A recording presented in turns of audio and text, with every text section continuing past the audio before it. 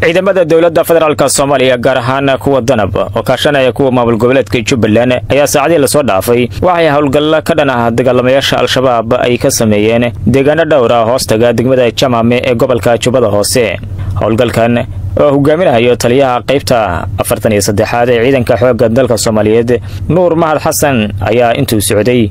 waxa ciidamadu ay ku burburiyeen fariisimo iyo sidoo kale dhufaysyo dagaalamayaasha al-shabaab ay ku dhuumalaysanayeen deegaanada hoostaga degmada Jamaame.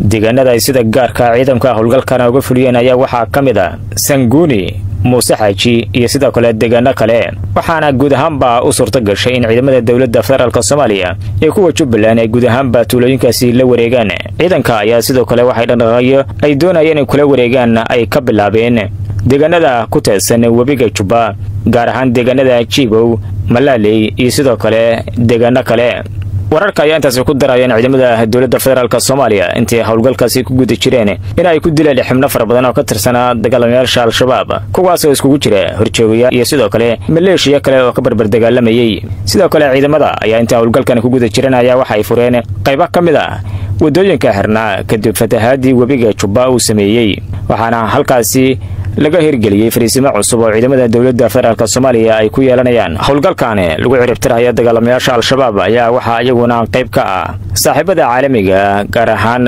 kuwa Africom oo iyagu duqeymo dhowr ah halkaasi ka geystay,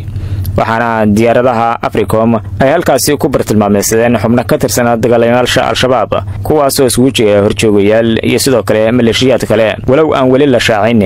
magacyada horjoogayaasha lagu dilay hawlgalkaas.